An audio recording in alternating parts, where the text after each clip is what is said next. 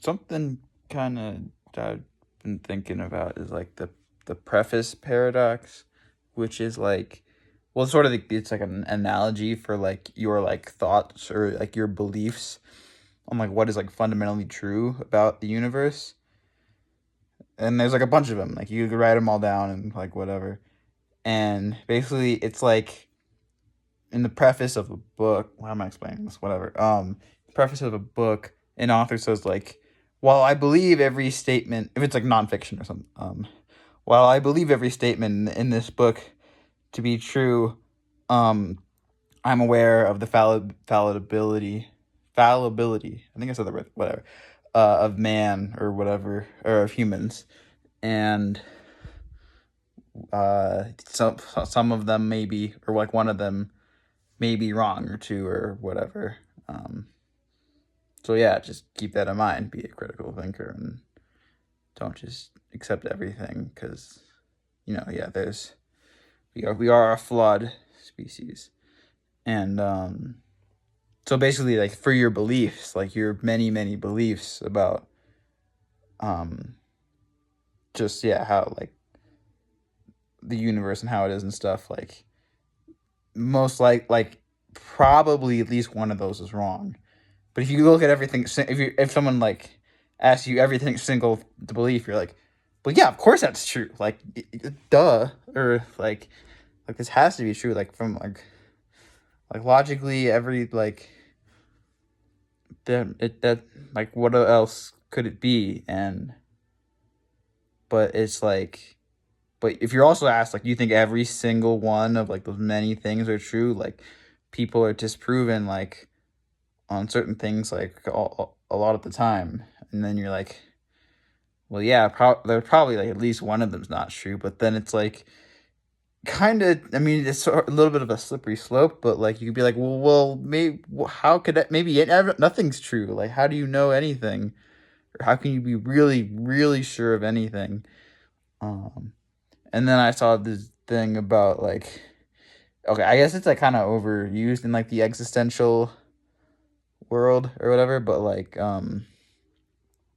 the simulation theory. And like, yeah, there's this cool video where kind of a new way to argue for it was like, so like imagine like there's this new technology and people can basically sign up to like basically like opt out of their like real lives and just be hooked up to like a virtual life where they can program in everything, all the people, the things and animals and laws inside of it, and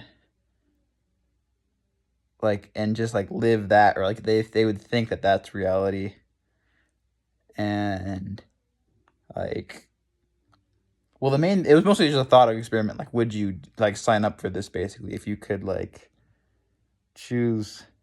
And like kind of, and there's like a character in like this video that's like, well, no, because like you can make everything like perfect and blissful and never have any struggles or anything, but like then nothing would be meaningful then. Like, life is only meaningful because it's real and it's hard and you have to work through things to like get like rewards and stuff. But then the guy who's kind of like selling this technology, or like he created it, is like, well, you could program all that stuff into it. Like, you can make it whatever you want. It doesn't have to be all like sunshine and rainbows. It could be, you could go through hard things and like get and think that you're like working and like the stuff is like paying off, and then you're achieving these great things. And